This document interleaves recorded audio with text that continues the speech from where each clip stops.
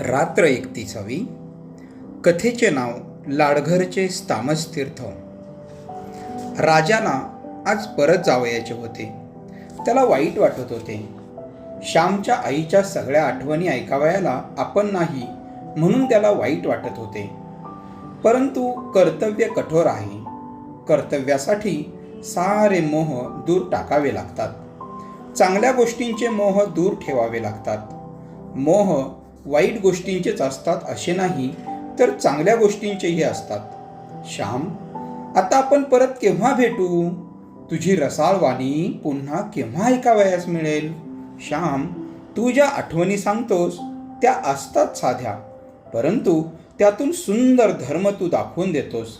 कृष्णाच्या लहानशा तोंडात यशोदेला विश्व दिसले, तसे तुझ्या या लहान गोष्टीत धर्माचे व संस्कृतीचे विशाल दर्शन होते. श्याम, काल मी रामजवळ म्हटले की हा गोष्टीमय धर्म आहे किंवा या धर्ममय गोष्टी आहेत. गोष्टी रूपाने तू धर्म सांगत आहेस, धर्मरूपाने गोष्टी सांगत आहेस. रोजच्या आपल्या साध्या जीवनातही किती आनंद व सहृदयता आपणास ओतता येईल हे तू दाखवित आहेस, नाही का? या आयुष्याच्या मार्गावर सुखाला व संपत्तीला तोटा नाही. बहीण भावांचे प्रेम, गोराढोरांचे प्रेम, पशुपक्ष्यांचे प्रेम या सर्वांमुळे जीवन समृद्ध, सुंदर व श्रीमंत करता येते. श्याम, तुझ्या आठवणी ऐकता ऐकता मला कितीदा रडू आले. त्या रात्री तू प्रेमाचे वर्णन करीत होतास त्यावेळेस मला गहिवरून आले होते. श्याम, आता केव्हा असे ऐकावयास सापडेल? तू जणू श्यामसुंदर कृष्णाची मूर्तीच आहेस, हो की नाही? राजा, अतिशयोक्ती करण्याची तुला सवयच आहे. तुझे माझ्यावर प्रेम आहे म्हणून तुला माझे सारे चांगलेच दिसते. माझ्यात एकच गुण आहे, तो म्हणजे कळकळ. या कळकळीने सारे सजून दिसते. मी कीर्तन करतो तेव्हा संगीत गायनाची उणीव मी माझ्या उत्कंठतेने व कळकळीने भरून काढतो. राजा, मजजवळ दुसरे काय आहे? काही नाही, खरेच काही नाही. मी आपला बोलका ढलया. कामे तुम्ही करता, मी गोष्टी सांगाव्या, कथा सांगाव्या, शब्द वेल्हाळ मी, परंतु तुम्ही कार्य वेल्हाळ आहात. राजा, मनातून मी माझे डोके कितीदा तरी तुमच्या पायावर ठेवतो. भिका, नामदेव, राम हे किती काम करतात. तुम्ही मला मोठेपणा दिलात, तरी मजजवळ काही नाही हे मी जाणून आहे. तुम्ही दगडाला शेंदूर फासून नमस्कार करीत आहात. श्याम बोलत होता. इतक्यात राम आला. काय रे राम, गाडी आली की काय? श्यामने विचारले. नाही, बेत बदलला आहे. आता न जाता रात्री जायचे ठरले. रात्रीचे आठवण ऐकून मगच जाऊ असे दाजी म्हणाले. राजा, रात्री जा, काही उशीर होणार नाही, राम म्हणाला. देवाची इच्छा, राजा म्हणाला. सायंकाळ झाली होती. आकाशात अनंत रंगांचे प्रदर्शन उघडले होते. लाल, निळे, पिवळे सारे रंग तेथे ओतले होते. भव्य देखावा दिसत होता. नदी तीरावर जाऊन श्याम व राजा गोष्टी बोलत होते. गोष्टी बोलता बोलता दोघे मुके झाले. एकमेकांचे हात त्यांनी हातात घेतले होते. हात सोडून दिले. गुराखी गायी चारून परत जात होते. कोणी म्हशीच्या पाठीवर होते, कोणी पावा वाजवित होते. श्याम, चला परत जाऊ, राजा म्हणाला. राजा, असे भव्य सृष्टीदर्शन झाले म्हणजे वाटते कोठे जाऊ नये, इथेच बसावे व सृष्टीत मिळून जावे. सृष्टीच्या मूक अशा महान संगीत सिंधूत आपल्या जीवनाचा बिंदू मिळवून टाकावा. श्याम बोलत होता. त्याचे ओठ थरथरत होते. श्याम म्हणजे मूर्त भावना, श्याम म्हणजे मूर्त उत्कंठता होती. शेवटी दोघे मित्र आले. आश्रमाच्या गच्चीवर मंडळी जमू लागली.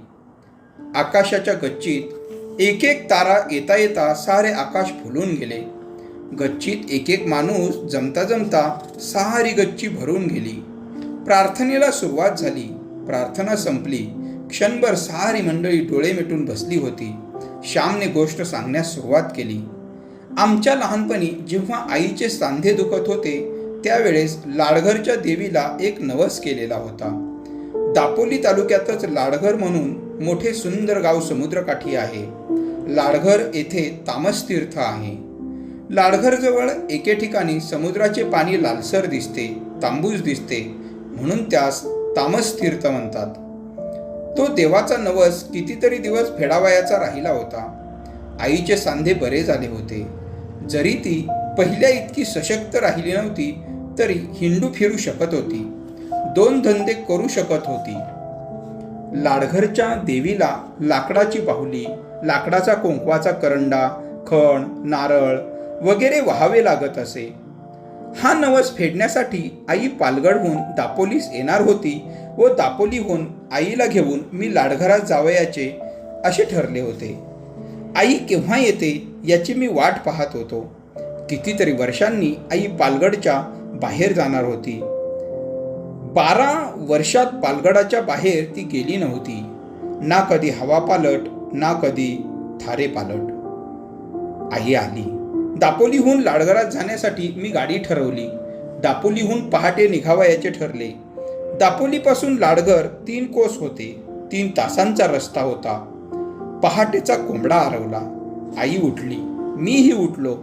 गाडीवान वेळेवर आला व हाका मारू लागला. मी सारे सामान घेतले. आई व मी गाडीत जाऊन बसलो. लाडघरास आमची एक दूरची आत्ते बहीण होती. तिच्याकडे उतरावयाचे आम्ही ठरविले होते. सकाळी 7 वाजता पोचू असे वाटत होते. गाडीवानाने गाडी हाकली व बैल चालू लागले. बैल मोठ्या आनंदाने चालत होते. पहाटेची शांत वेळी होती. कृत्तिकांचा सुंदर पुंजाकार आकाशात दिसत होता. बैलांच्या गळ्यातील घंटांचा आवाज त्या शांत वेळी आल्हाददायक वाटत होता. जणू सृष्टी मंदिरातीलच त्या गोड घंटा पहाटे वाजत होत्या. फुले फुलली होती. वारे मंद वाहत होते. पाखरे गात होती. सृष्टी मंदिरात काकड आरती सुरू झाली होती. गाडीमध्ये मी व माझी आई दोघे जणच होतो. मी व माझी आई आणि मी दोघे अगदी दोघेच होतो. आमचे एकमेकांवर फार प्रेम होते. माझे वय 14-15 वर्षांचे होते, तरी आईला मी लहानच होतो. आईला मुले कधीकधी मोठी झाली असे वाटतच नसते. मी आईच्या मांडीवर डोके टेकून पडलो होतो. गाडी मोठी होती, पुष्कळ जागा होती. आईच्या मांडीवर डोके खुपसून मी निजलो होतो. आई माझ्या डोक्यावरून, माझ्या केसांवरून आपला प्रेमळ हात फिरवीत होती. किती रे भरभरीत शेंडी, श्याम, तेलबिल नाही वाटते लावत तू कधी? आईने विचारले. परंतु माझे तिकडे लक्ष नव्हते. मी फार सुखावलो होतो. सुखावले मन, प्रेमे पाझरती लोचन, अशी माझी स्थिती झाली होती. आई व मी आम्ही एकत्र कधीही प्रवास केला नव्हता. इतक्या स्वतंत्रपणे, मोकळेपणे आम्ही कधी हिंडलो नव्हतो. आई व मी होय, आम्हा दोघांचे त्या दिवशी जग होते. माझ्या मनात अनेक सुखस्वप्ने खेळत होती. मी मोठा होईन, शिकेन, माझ्या आईला मी काही कमी पडू देणार नाही, तिला सुखाच्या स्वर्गात ठेवीन वगैरे मनोरथ मी मनात मांडित होतो. मनोरथाचे मनोरे रचावयाचे व पाडावयाचे हा मनाचा चंचल स्वभावच आहे. आई मला म्हणाली, श्याम, बोलत रे का नाहीस? अजून झोप पुरी नाही झाली वाटते तुझी. आई तिच्या मांडीवर मुकेपणाने मी निजावे व तू प्रेमळपणाने माझ्याकडे बघावेस, माझ्या अंगावरून हात फिरवावयास याहून दुसरे काही मला नको. आई मला थोपट. आई, तुझ्याजवळ नेहमी लहान मूल व्हावे असेच मला वाटते. थोपट मला, ओव्या म्हण. माझे शब्द ऐकून आई खरोखरीच मला थोपटू लागली व ओव्या म्हणू लागली. रानातील पाखरे किलबिल करू लागली होती. दापोली ते लाडघर दुतर्फा घनदाट जंगल आहे. रस्त्यात सूर्याचा प्रकाशही येऊ शकत नाही. एके ठिकाणी डोंगरातून धो धो पाणी रस्त्यावर पडत आहे. तो देखावा भव्य व मूक करणारा आहे. काजू, आंबे, फणस, वड, पायरी, करंज यांची झाडे दुतर्फा रस्त्याने आहेत. या झाडावरून नाना प्रकारचे पक्षी हिंडू फिरू लागले, गाऊ लागले. सृष्टी जागृत होऊ पाहत होती, परंतु मी माझ्या आईच्या मांडीवर निजू पाहत होतो. झोप येत नव्हती, तरी डोळे मिटून पडलो होतो. जगाची उठायची वेळ, परंतु माझी माता मला निजवीत होती. आईने ओव्या म्हणता म्हणता पुढील ओवी म्हटली. कधी कधी माझी आई स्वतःही ओव्या करून म्हणत असे. याचा मला त्यापूर्वी अनुभव आला होता. यावेळेस तोच अनुभव मला आला. घनदाट या रानात धो धो स्वच्छ वाहे पाणी, घनदाट या रानात धो धो स्वच्छ वाहे पाणी, माझ्या श्यामच्या जीवनी देव राहो, माझ्या श्यामच्या जीवनी देव राहो. आई अशी ओवी म्हणताच मी खाडकन उठून बसलो. धो धो वाहणाऱ्या पाण्याला पाहावयास मी उठून बसलो. आईने विचारले, काय रे उठलास सा? कंटाळलास वाटते. नीज हो, माझी मांडी दुखायची नाही. मी म्हटले, आई, श्यामच्या जीवनात तू देवाला बोलावीत आहेस, मग मी कसा निजू? देव येणे म्हणजे जागृती येणे. देव सर्वांना जागृती देतो. सूर्यनारायण सर्व जगाला चालना देतो, नाही का? दुरून समुद्राची गर्जना ऐकू येत होती. जंगल संपताच दूरचा उचंबळणारा सागर दिसू लागला. संसाराच्या जंगलाजवळ परमेश्वरी आनंदाचा समुद्र परंपरा उचंबळत असतो. संसाराच्या जरा बाहेर जा की तिथे हा आनंद तुम्हाला भेटेल. दुरून टुमदार व सुंदर लाडघर गाव दिसू लागला. आम्ही गावात शिरलो. ज्याच्या त्याच्या बागेत बैल रहाट सुरू होते. बागेचे पाणी शिंपणे चालले होते. रहाटाचा कू कू आवाज ऐकावयास येत होता. बैलांच्या पाठीमागून लहानशी शिमटी हातात घेऊन हाकलणारे मुलगे, त्यांचा आवाज ऐकू येत होता.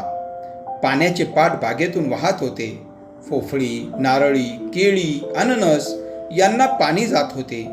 प्रत्येकाचे घर व घराशेजारी प्रत्येकाचे केळी, पोफळीचे, नारळींचे आगर. मोठा सुखी व सुंदर असा तो गाव होता. स्वच्छ व समृद्ध मुबलक पाणी, सुंदर हवा, फळाफुलांची रेलचेल, दाट झाडी. आमची गाडी गावातून चालली. नेमके घर आम्हास माहीत नव्हते. विचारित चाललो. वाटेत मुलांची शाळा होती. आमच्या गाडीकडे शाळेतील मुलांनी पाहिले. एखादी नवीन गाडी, नवीन पक्षी, नवीन मनुष्य, काहीही अपरिचित दृष्टीस पडताच मुलांची जिज्ञासा जागी होत असते. सुभाताईचे घर सापडले एकदाचे. गाडीवानाने गाडी सोडली. बैलांना बांधून चारा घातला. आम्ही घरात गेलो. शुभाताईला मी कधीही पूर्वी पाहिले नव्हते. आईने सुद्धा कितीतरी दिवसांनी तिला पाहिले. माझी आई सुभाताईपेक्षा वयाने वडील होती. आईच्या मोठ्या मुलीसारखी सुभाताई शोभत होती. आईला एकदम पाहताच चकितच झाली. वहिनी, ये, किती ग वर्षांनी आपण भेटत आहोत. अशा गोड शब्दांनी सुभाताईने आईचे स्वागत केले. आणि हा कोण? तिने माझ्याकडे पाहून विचारले. आई म्हणाली, सुबे, अगं हा श्याम हो, लहानपणी हट्ट करणारा, सर्वांशी भांडणारा तो हो. हा, तुला नाही का आठवत? बराच किरे मोठा झालास. इंग्रजी शाळेत शिकतोस वाटते. सुभाताईने मला विचारले. हो, मी 4थ्या इयत्तेत आहे, असे मी उत्तर दिले. त्या प्रेमळ भरल्या घरात आम्ही एकदम घरच्यासारखी होऊन गेलो. सुभाताई म्हणाली, वहिनी, समुद्रावर आत्ता स्नाने करावयास जा, म्हणजे 10-11 वाजायला परत याल.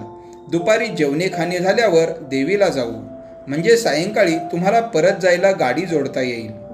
राहत तर नाहीसच म्हणतेस. एवढी आल्यासारखी 8 दिवस राहतीस तर किती चांगले झाले असते. मलाही बरे वाटले असते. सासरी राहून माहेरचा अनुभव घेतला असता. राहशील का ग? सुबे, अगं ही गाडी भाड्याची ठरवली आहे. शिवाय तिकडे घरी तरी कोण आहे ग? लहान मुलांना ठेवून आले आहे. श्यामचीही शाळा बुडेल. पुष्कळ वर्षांनी दोघी भेटलो, हेच पुष्कळ झाले. मग आत्ताच आम्ही समुद्रावर जाऊन येतो, आई म्हणाली. आम्ही कपडे घेतले. सुभाताईचे यजमान आमच्याबरोबर निघाले. गाडी जुंपली. गाडी जोराने निघाली. समुद्र जवळ होता. समुद्राच्या बाजूबाजूनेच रस्ता होता. आम्हाला तामसतीर्थावर जावयाचे होते. मी समुद्राकडे सारखा पाहत होतो. माझ्या चिमुकल्या डोळ्यांनी त्याला जणू पिऊन टाकीत होतो.